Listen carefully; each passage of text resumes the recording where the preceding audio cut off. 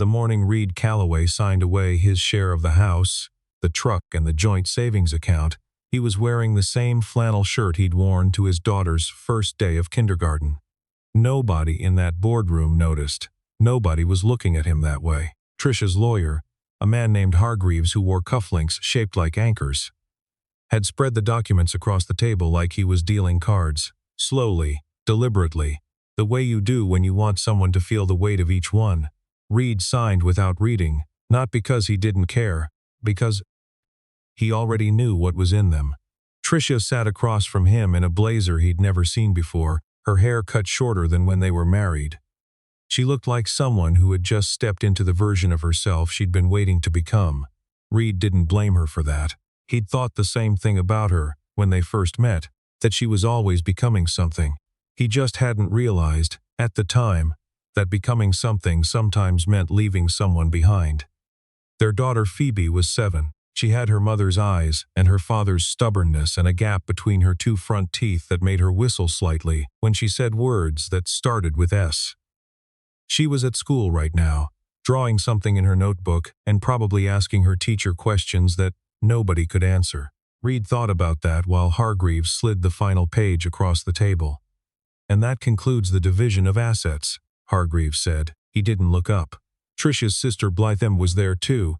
She wasn't supposed to be, but Tricia had asked, and the mediator hadn't objected. Blythe had been sitting in the corner chair with her arms folded since 9:15, and when Reed set down the pen, she made a quiet sound. Not a word. Just a sound that meant she thought this was satisfying. Reed stood up. He buttoned one button on his flannel shirt out of habit, then unbuttoned it again. "I'll need the afternoon clear on Thursdays," he said. "For pickup." Hargreaves looked at Tricia. Tricia looked at the table. "We can work with that," Hargreaves said. Reed thanked the mediator by name. He shook nobody else's hand. He picked up his jacket from the back of his chair and walked out of the room. The hallway outside the mediation office smelled like carpet cleaner and old coffee. There was a water cooler near the elevator that made a low, gurgling sound every 40 seconds. Reed stood beside it and looked out the window at the street below. February in Edmonton, the kind of cold that settles into your joints and stays there. 2 pigeons were arguing over something near a storm drain. His phone buzzed, a message from his foreman, Dex, asking about the schedule for next week's site visit. Reed typed back a reply, then put the phone in his pocket. He pressed the elevator button and waited. That was the moment the woman from the 3rd floor came out of the stairwell. Her name was Laurel. He didn't know that yet, not for a few more minutes, and she was carrying a cardboard box that was too wide for her arms and a paper coffee cup balanced on top of it that was clearly about to fall. She had paint on her right wrist and a lanyard around her neck with someone else's name on it. And she was moving fast in the way people move when they're trying to look like they're not about to cry. Reed stepped forward and caught the coffee cup before it hit the floor. She stopped, looked at him. The box shifted in her arms. "Thank you," she said. "Here." He took the other side of the box. It was heavier than it looked. Books, mostly, and what felt like a staple gun. "You don't have to, the elevator's slow," he said. "We have time." She laughed a little, not because it was funny, because sometimes you laugh when you're keeping yourself together. Her name was Laurel Dean, she told him, while they waited. She was an interior designer, had been technically at the firm on the 3rd floor, until 40 minutes ago when the senior partner had called her into his office and told her the company was restructuring and her position was being eliminated. 8 years. 8 years of projects and late nights and a client list she'd built from scratch, and they gave her an hour to clear her desk. "They gave you a box at least," Reed said. She looked at the cardboard box. "I brought it myself. I had a feeling." The elevator arrived. They got in. Reed held the box while she pressed L for lobby. She took her coffee cup back and held it with both hands even though it was probably cold. "What about you?" she asked. "Which floor?" "Same one. Just different reason." She understood without asking. Something about the way he'd said it. Something about the flannel shirt and the look on his face that wasn't exactly sad, just finished. Divorce? Mediation. Final session. The elevator moved. "I have a daughter," he said. Not because she'd asked, just because it was the most important fact about the morning, and he needed to say it out loud to someone. "She's 7. She's the reason I signed everything and didn't argue." Laurel looked at him for a moment. Is she worth it? She makes a whistling sound when she says words that start with S, Reed said. So yeah. Laurel smiled. It changed her whole face, he noticed. They reached the lobby. He set the box down on a bench near the door and she tucked it under her arm again. Outside, the cold hit the glass doors and made them fog at the edges. Thank you, she said again, meaning it more, this time. Good luck with the job search, he said. She nodded once and pushed through the door. He watched her walk to a gray Subaru and put the box in the back seat and stand there for a moment, looking at something in the distance that wasn't anything. Just looking. Then she got in the car and drove away. Reed took the bus home. He'd grown up in Cold Lake, and he'd moved to Edmonton at 22 for a job in construction project management that had turned into a career he'd built one site at a time.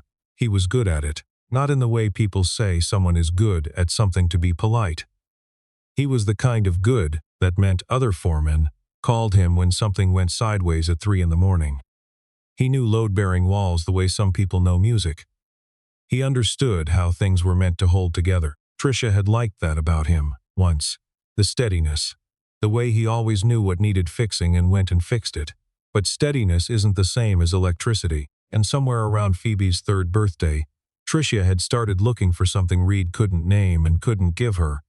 And by the time they'd figured out what that something was, it was already too late. He didn't hate her for it.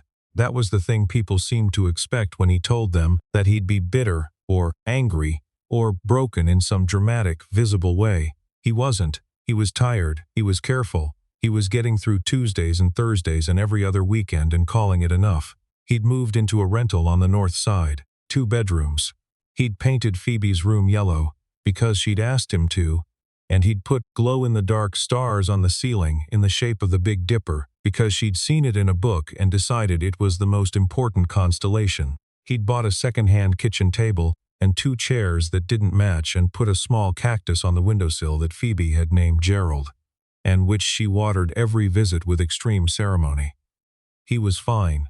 He told himself that enough times that he started to believe part of it. 3 weeks after the mediation, his project manager called to say the North Gate development had been approved for the next phase. A mixed-use complex on the corner of 137th that Reed had been working toward for 2 years. It was good news. It meant jobs, a timeline, a reason to be somewhere at 7 every morning. He threw himself into it. He was on site on a Thursday in March when his phone rang, and the name on the screen was one he didn't expect. Laurel Dean. He'd given her his card in the lobby. The building management had some kind of bulletin board, and she'd asked if he knew anyone who needed a designer for the new development. He'd said he might. He hadn't thought more about it. I'm sorry to call directly, she said. I sent an email to your office, but I wasn't sure if… No, it's fine, he said. How are you? Better, she said, and it sounded like she mostly meant it. I'm freelancing now, which is terrifying, but I have 2 clients. Well, 1 confirmed client and 1 maybe client. Which one am I? A pause. I was going to present a proposal for the mixed-use project, if that's still something you have influence over. He looked at the framing going up on the east side of the building. Come by the site Monday, he said. I'll show you around. She came on Monday. She wore boots that were completely wrong for a construction site and didn't apologize for them, which he appreciated. She walked through the framing with a clipboard and asked questions he hadn't expected. Not about finishes or fixtures, but about how people would move through the space, where the light would come from in winter, what the community around this corner needed that it didn't have. He stood there in the wind and thought, she understands what buildings are for. He approved the proposal the following week. It wasn't personal, it was practical. He told himself that 6 or 7 times between March and May, the way you tell yourself things when they're starting to become complicated. But then Phoebe met her. It was an accident. He'd had Phoebe on a Tuesday.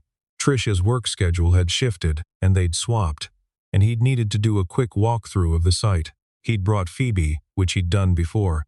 She liked wearing the small, hard hat he'd found for her, and asking the workers what they were building, as if they might give different answers than last time. Laurel was at the site that day, talking to one of the electricians about junction placement. She saw them come in and waved. Phoebe waved back immediately with full arm commitment. Who's that? Phoebe asked. Someone I work with. She has nice boots. Laurel came over and crouched down to Phoebe's level without making it seem like a thing she was doing. She asked about the hard hat. Phoebe told her it was for safety but also for looking serious, and Laurel said that was the best reason she'd ever heard. Reed watched them talk and felt something shift, very slightly, somewhere he couldn't quite name. He ignored it. He was good at ignoring things that were inconvenient. It was Phoebe's school concert in June that unraveled things. Not dramatically. Not the way things unravel in movies, with shouting and accusations. Quietly. The way a thread comes loose when you've been pulling on it too long without meaning to. Tricia had agreed to the concert. Both of them would go, sit at opposite ends of the gymnasium, applaud the same child, and drive home separately. It had worked at the Christmas concert. There was no reason it wouldn't work now. Except that Blythe came. She sat beside Tricia in the second row, and she watched Reed come in and sit in the fourth row, and something about the way she leaned over to say something to Tricia. Something quiet. Something that made Tricia's expression go flat, made Reed know that whatever was being said was about him. He watched Phoebe walk on stage in a too-big vest and carry a triangle and hit it at exactly the wrong moment and beam with pride about it anyway. He clapped louder than anyone in his row. He took a photo to have and 3 photos to send. After, in the hallway, Phoebe ran to him first. Geography, not preference. He was closer to the door she'd come through, and he picked her up and she whispered in his ear that she'd hit the triangle wrong on purpose because it was funnier. He laughed into her hair. Then Tricia was there, and Blythe behind her, and Blythe said, "Still at the rental, Reed?" "Still at the rental," he said. Phoebe told her mom the kitchen table wobbles. "I put a folded coaster under one leg. It's fine. There's a name for a man who patches things together with folded coasters," Blythe said. He looked at her. "I'm sure there is," he said. "I'm also sure you're about to tell me." Tricia touched Blythe's arm.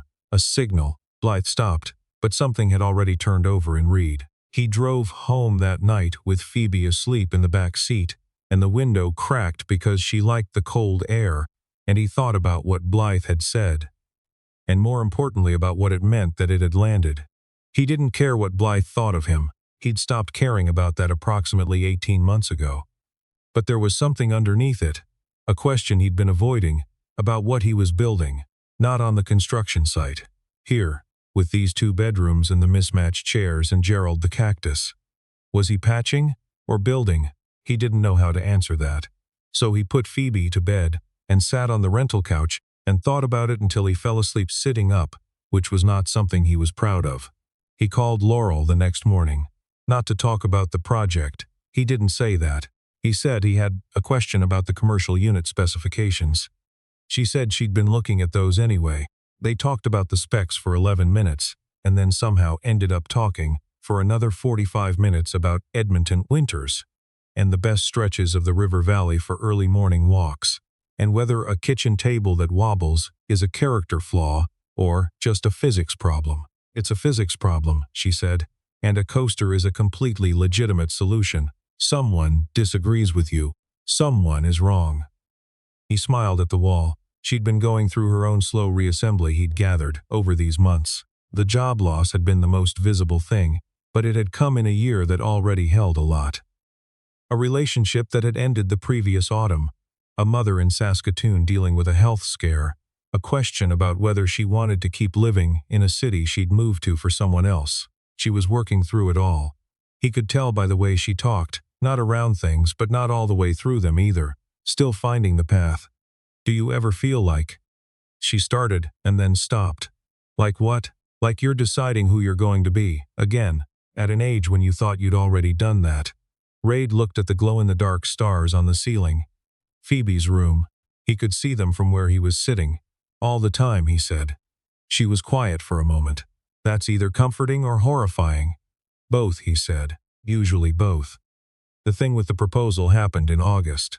The Northgate development had attracted outside attention by then. A commercial real estate group from Vancouver, called Mercerdahl, had been circling the project since spring, and the original investors had been in quiet talks with them about a possible partnership. Reed wasn't part of those talks, not officially. He ran the site. The money was someone else's problem. Or so he'd assumed. He found out differently when the senior investor, a man named Aubrey Wick, called him into a meeting that included 2 people from Mercer Dahl and a lawyer named Tremblay, who had the energy of someone who was billing by the quarter hour. Wick explained that Mercer Dahl was prepared to come in as majority partner on the project, which was good for everyone, but that they wanted to exercise oversight on the interior design contract, which meant they'd be bringing in their own firm.